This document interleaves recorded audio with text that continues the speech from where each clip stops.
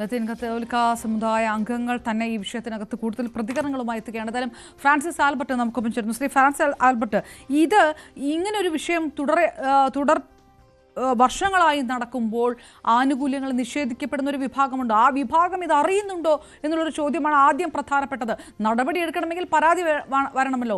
പരാതി ഉണ്ടാകണമെങ്കിൽ ഇങ്ങനെ നിഷേധിക്കപ്പെടുന്നുണ്ട്, തങ്ങൾക്ക് കിട്ടേണ്ടത് മറ്റുള്ളവർ തട്ടിയെടുക്കുന്നു എന്നെങ്കിലും അറിയണം.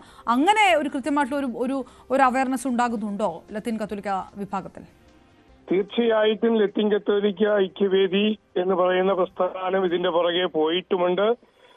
ലത്തീൻ കത്തോലിക്ക സമുദായത്തിന് കിട്ടേണ്ട ആനുകൂല്യങ്ങൾ മറ്റും പല രീതിയിലുള്ള പലതരത്തിലുള്ള സർട്ടിഫിക്കറ്റുകൾ പല മേഖലകളിൽ നിന്ന് കരസ്ഥമാക്കിക്കൊണ്ട് ആ സംവരണം അട്ടിമറിച്ചു കൊണ്ടുപോകുന്നു എന്നുള്ളത് സത്യമാണ്. സഭാ നേതാക്കന്മാർക്കും ഈ കാര്യങ്ങൾ അറിയാം.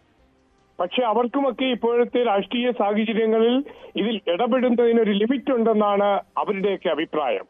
പക്ഷേ അൽമായരായിട്ടുള്ളവർ ഇതിനെതിരെ ശക്തമായി പോകുകയും പല കമ്മീഷന്റെ മുമ്പിൽ നിവേദനങ്ങൾ സമർപ്പിക്കുകയും ചെയ്തിട്ടുണ്ടെങ്കിൽ പോലും ഈ മാറി മാറി വരുന്ന അധികാരികൾ, ഭരണകർത്താക്കൾ അതിന് ചെവി കൊടുക്കാതെ വോട്ട് ബാങ്കുകളാക്കുന്നതിന് വേണ്ടി മറഞ്ഞു നിന്ന് പ്രവർത്തിക്കുന്നുവെന്നാണ് എനിക്ക് മനസ്സിലായിട്ടുള്ളത്.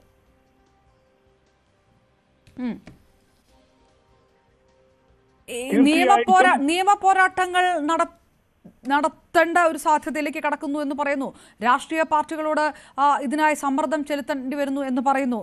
ഏതൊക്കെ തരത്തിലാണ് ഈ പരാതികളൊക്കെ പലതവണ വന്നിട്ടും വോട്ട് ചോദിച്ചു വരുന്നവരൊന്നും ഇത് കേട്ടില്ല, അല്ലെങ്കിൽ വോട്ട് ബാങ്ക് നോക്കിക്കൊണ്ട് രൂപത അധ്യക്ഷന്മാരടക്കം ഈ വിഷയത്തിനകത്ത് ഒത്താശ ചെയ്യുമ്പോൾ അതിനെല്ലാം നേരെ കണ്ണടച്ചു? അങ്ങനെയാണോ പരാതി നിങ്ങളുടെ? കണ്ണടയ്ക്കുന്നത് അവരുടെ ഒരു ലിമിറ്റ് പറഞ്ഞുകൊണ്ടാണ് കണ്ണടയ്ക്കുന്നത്. അതുകൊണ്ട് അൽമായരായിട്ടുള്ള സാധാരണ ലത്തീൻ കത്തോലിക്ക വിഭാഗത്തിലുള്ളവർ തന്നെ നിയമ പോരാട്ടത്തിലൂടെ ഇവരുടെ കണ്ണു തുറക്കുന്നതിനും ഞങ്ങളുടെ അവകാശങ്ങൾ ഞങ്ങൾക്ക് തന്നെ നൽകണമെന്നും മറ്റുള്ളവർക്ക് നൽകാൻ പാടില്ലെന്നുള്ള വഴിയിലേക്ക് തിരിയേണ്ട സാഹചര്യം അതിക്രമിച്ചിരിക്കുന്നു. വരും ദിവസങ്ങളിൽ അപ്രകാരമുള്ള പ്രക്ഷോഭങ്ങളുമായിട്ട് മുന്നോട്ട് പോകും. 18-ാം തീയതി തന്നെ വേറൊരു പ്രക്ഷോഭമുണ്ട്. കൂടാതെ നിയമപരമായിട്ട് കോടതികളെ പോലും സമീപിച്ചുകൊണ്ട് ശക്തമായി ഇതിനെ നേരിടുവാനാണ് ഞങ്ങളുടെയൊക്കെ അഭിപ്രായം. അതിന് സഭാ നേതൃത്വം വന്നില്ലെങ്കിൽ പോലും ഞങ്ങൾക്കാണ് അവകാശങ്ങൾ നിഷേധിച്ചു കൊണ്ടിരിക്കുന്നത്. കാരണം ലത്തീൻ കത്തോലിക്ക മെത്രാന്മാർക്ക് തന്നെ നാടാർ സമുദായത്തിലുള്ള സഹോദരങ്ങൾക്ക് ഈ ലത്തീൻ കത്തോലിക്കന്റെ അവകാശങ്ങൾ അല്ലെങ്കിൽ അവർക്ക് കിട്ടേണ്ട ആനുകൂല്യങ്ങൾ മാറ്റിക്കൊടുക്കുന്നു എന്നുള്ളത് സത്യമാണ്. കാരണം നാടാർ സമുദായത്തിലുള്ള സഹോദരങ്ങൾ ക്രിസ്തുമതത്തിലേക്ക് വന്നപ്പോൾ അവർ നാടാ ക്രിസ്ത്യൻ എന്നറിയപ്പെടുകയും ആ ക്രിസ്ത്യൻ എന്നുള്ള ബാനർ വെച്ചുകൊണ്ട് അവർക്ക് നാടാർ സമുദായത്തിന്റെ ആനുകൂല്യങ്ങളോടൊപ്പം വളരെ തുച്ഛമായ ആനുകൂല്യം കിട്ടിയ ലത്തീൻ സമുദായത്തിന്റെയും ആ പേരിൽ അവർ അപഹരിച്ചുകൊണ്ടിരിക്കുകയാണ്. അതുകൊണ്ട് നാടാർ സമുദായത്തിൽ നിന്ന് കൺവേർട്ടായാൽ പോലും ആ നാടാർ സമുദായം സഹോദരങ്ങൾക്കുള്ള അവകാശം അവർക്ക് നൽകുകയും അതോടൊപ്പം ലത്തീൻ കത്തോലിക്കന്റെ അവകാശങ്ങൾ ലത്തീൻ കത്തോലിക്കർക്ക് മാത്രമായി നിജപ്പെടുത്തണമെന്നാണ് ഞങ്ങളുടെ ആവശ്യം.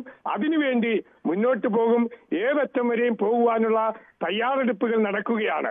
പക്ഷേ മേലധ്യക്ഷന്മാർ, സഭാ നേതാക്കൾ വെയിറ്റ് ചെയ്യൂ, രാഷ്ട്രീയ പാർട്ടികളുമായി നേതാക്കളുമായിട്ട് ചർച്ചയുണ്ട് എന്ന് പറഞ്ഞ് 10-15 കൊല്ലമായി ഞങ്ങളെ പറ്റിക്കുന്നുവെന്നും തുറന്നു പറയുന്നതിൽ യാതൊരു മടിയുമില്ല.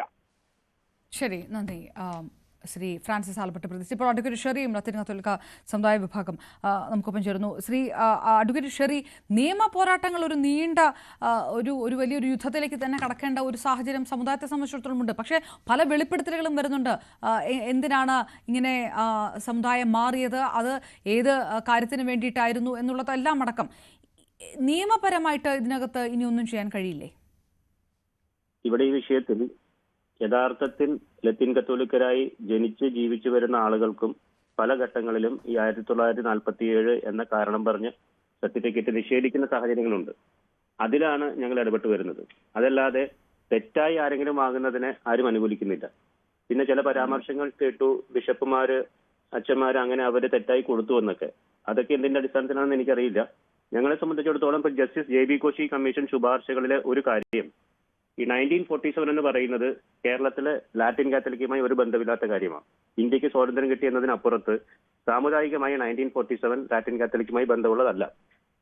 അതുകൊണ്ട് തന്നെ പരമ്പരാഗതമായി അങ്ങനെ താമസിച്ചു വരുന്ന ആളുകൾക്ക് പല സ്ഥലത്തും ഇപ്പൊ കോഴിക്കോട്, വയനാട്, കണ്ണൂര്, മറ്റു സ്ഥലങ്ങളിലും എല്ലാം 1947 ഒരു വിഷയമാണ്. നെയ്യാറ്റിൻകരയെ സംബന്ധിച്ച് അവിടുത്തെ പ്രത്യേക പശ്ചാത്തലത്തിൽ അവിടുത്തെ രൂപത തന്നെ അതിനെ സംബന്ധിച്ച് കൃത്യമായ ഒരു പ്രതികരണം പറയുമെന്നാണ് ഞാൻ മനസ്സിലാക്കുന്നത്. അതിനപ്പുറത്ത് മറ്റു കാര്യങ്ങളെ പറ്റി ഈ ഘട്ടത്തിൽ എനിക്ക് പറയാൻ പറ്റില്ല. രൂപത തന്നെ പറയുക എന്ന് പറയുമ്പോൾ ഇത് നേരത്തെ തന്നെ ഈ വിഷയത്തിനകത്ത് തുടർ ആരോപണങ്ങൾ നിൽക്കുകയാണ്. അധ്യക്ഷന്മാർ അറിയാതെ വികാരിയുടെ കത്ത് കിട്ടുന്നു, അതിനുശേഷം ബിഷപ്പിന്റെ സർട്ടിഫിക്കറ്റ് കിട്ടുന്നു. ഈ പരാതി പലപ്പോഴും ഉയർന്നു വന്നിട്ടുണ്ട് എന്ന് പറയുമ്പോൾ അത് എങ്ങനെയാണ് നിഷേധിക്കാൻ കഴിയുക? അതാ പറഞ്ഞത്, ആരെങ്കിലും തെറ്റായി സമുദായ സർട്ടിഫിക്കറ്റ് വാങ്ങുന്നുണ്ടെങ്കിൽ അത് യഥാർത്ഥത്തിലുള്ള ലത്തീൻ കത്തോലിക്കരായ ആളുകളുടെ അവസരം തന്നെ നഷ്ടപ്പെടുത്തുന്നതാണ്. അല്ല, ഈ തെറ്റായി വാങ്ങിക്കാൻ കഴിയുന്നത് ബിഷപ്പിന്റെ കൂടി ഒത്താശയിലാണ് എന്നുള്ളൊരു ആരോപണമല്ലേ? അത് വലിയ ഗൗരവകരമായിട്ടുള്ള ഒരു കാര്യമല്ലേ? അങ്ങനെയല്ലല്ലോ. ബിഷപ്പ് നൽകുന്ന സർട്ടിഫിക്കറ്റ് എന്ന് പറയുന്നത് ഈ പറയുന്ന അപേക്ഷകന്റെ മാതാപിതാക്കളും അവരും തലമുറകളായി ലത്തീൻ കത്തോലിക്കരാണ് എന്ന്, അല്ലെങ്കിൽ ആ രൂപതാംഗമാണ് എന്നൊരു രേഖയാണ് നൽകുന്നത്. അത് തന്നെ വില്ലേജ് ഓഫീസറുടെ അന്വേഷണത്തിന് സഹായകരമായ രേഖയാക്കും. കുറച്ച് ആഴ്ചകൾ മാത്രം പള്ളിയിൽ പോവുക, മുഖം മറയ്ക്കുക, അത് കഴിഞ്ഞിട്ട് ചിലർക്ക് പണമൊക്കെ കൊടുത്താലും ഇത് നടക്കുമെന്ന് പറയുന്നു. 1-2 ആഴ്ച കൊണ്ട് സർട്ടിഫിക്കറ്റ് കത്ത് കിട്ടുകയും കത്ത് പിന്നെ സർട്ടിഫിക്കറ്റായി മാറുന്ന കാഴ്ചകളുണ്ട് എന്ന് ഉള്ള വെളിപ്പെടുത്തലുകളാണ് പുറത്തു വരുന്നത്. ഇത് 1-2 കാര്യമാണോ? ഇത് വളരെ എവിടെയോ ചുരുക്കം നടന്ന ഒരു കാര്യമായിട്ടാണോ നിങ്ങൾ ഇപ്പോഴും കണക്കാക്കുന്നത്? അങ്ങനെയല്ല. ഒരു ബിഷപ്പിന്റെയും ഒത്താശയോടുകൂടി ഇത്തരത്തിൽ ആരും വ്യാജമായ സർട്ടിഫിക്കറ്റ് വാങ്ങുന്നില്ല എന്നാണ് ഞാൻ പറയുന്നത്. അങ്ങനെ ആരെങ്കിലും വാങ്ങിയതുണ്ടെങ്കിൽ അത് പക്ഷേ അവരെ തെറ്റിദ്ധരിപ്പിച്ച് വാങ്ങിയതാണെങ്കിൽ തന്നെ അതും പരിശോധിക്കാവുന്നതാണ്. ഞാൻ സൂചിപ്പിച്ചത് യഥാർത്ഥത്തിൽ ഇവിടെ അതായത് അറിഞ്ഞുകൊണ്ട് ഇങ്ങനെ ഒരു തട്ടിപ്പിന് കൂട്ടുനിൽക്കുന്നില്ല നെയ്യാറ്റിൻകര രൂപത അടക്കം എന്നാണോ? കൂട്ടുനിന്നു എന്ന് ഞാൻ പറഞ്ഞില്ല. കൂട്ടുനിൽക്കുന്നില്ല എന്നാണോ താങ്കൾ പറയുന്നത്? ഞാൻ ചോദിക്കുന്നത് കൂട്ടുനിൽക്കുന്നില്ല എന്നാണോ താങ്കൾ പറയുന്നത്? നേരത്തെ KLCയുടെ ഒക്കെ ഭാരവാഹികൾ പറയുന്നത് രൂപതയ്ക്ക് ഇതിനകത്ത് കൃത്യമായ പങ്കുണ്ട്, ഇത് ബിഷപ്പും ഒന്നും അറിയാതെ നടക്കില്ല എന്നാണ്. KLCയുടെ നിലവിലുള്ള ഒരു ഭാരവാഹിയും അങ്ങനെ പറഞ്ഞിട്ടില്ല. മുൻകാല ഭാരവാഹികൾ ആരെങ്കിലും പറഞ്ഞു എന്നതായിരിക്കും. അല്ല, ഈ സമുദായ അംഗങ്ങൾ പറയുന്നുണ്ട് എന്നുള്ളതാണല്ലോ. ഇതൊരു സംഘടനയുടെ വിഷയം മാത്രമല്ലല്ലോ, ഇത് സമുദായമായിട്ട് ബന്ധപ്പെട്ടുള്ളതാണല്ലോ. അപ്പോ ഇത് രൂപത അറിഞ്ഞിട്ടില്ല, ബിഷപ്പ് അറിഞ്ഞിട്ടില്ല, ഇനി വല്ലവരും ഉണ്ടെങ്കിൽ ഇവരെ തെറ്റിദ്ധരിപ്പിച്ച് ഈ തട്ടിപ്പ് നടത്തുന്നു, ഈ 2009 മുമ്പ് തുടങ്ങിയതാണ് എന്ന് ഇതുവരെ എന്നാണോ? അങ്ങനെയല്ല.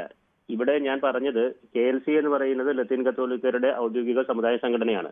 ആ സംഘടന ഈ സാഹചര്യത്തിലും ഏത് സാഹചര്യത്തിലാണെങ്കിലും സമുദായ സർട്ടിഫിക്കറ്റ് ആരും തെറ്റായി വാങ്ങുന്നത് പ്രോത്സാഹിപ്പിക്കില്ല. കാരണം അത് സമുദായത്തിന്റെ തന്നെ അംഗങ്ങളുടെ അവസരത്തെ നഷ്ടപ്പെടുത്തുന്നതാണ്. ഇവിടെ പറഞ്ഞ വിഷയങ്ങളിൽ ഏതെങ്കിലും വൈദികനോ അല്ലെങ്കിൽ ബിഷപ്പിനെയോ എതിരെ അത്തരത്തിലൊരു ആരോപണം വരുമ്പോൾ അതിനെ എങ്ങനെ കണ്ണടച്ച് വിശ്വസിക്കാൻ പറ്റുമെന്നാണ് ഞാൻ ചോദിക്കുന്നത്. മാത്രമല്ല, നേരത്തെ പറയുന്നത് കേട്ടു ലാറ്റിൻ കാത്തലിക്കിന് നോൺ ക്രിമിലെയർ ഒന്നും ആവശ്യമില്ലാന്ന്. അതൊക്കെ തെറ്റായ അറിവുകളാണ്. ലാറ്റിൻ കാത്തലിക്കിനും നോൺ ക്രിമിലെയർ സർട്ടിഫിക്കറ്റ് ഉണ്ടെങ്കിൽ മാത്രമേ സംവരണം കിട്ടുകയുള്ളൂ. ഞാൻ കൃത്യമായി സൂചിപ്പിക്കുന്നത് ആരെങ്കിലും ഏതെങ്കിലും രേഖകൾ കാണിച്ചു കഴിഞ്ഞാൽ അത് ശരിയായ രീതിയിൽ കൊടുത്തതായിരിക്കാൻ വഴിയില്ല. ഇവിടുത്തെ എല്ലാ ബിഷപ്പുമാരും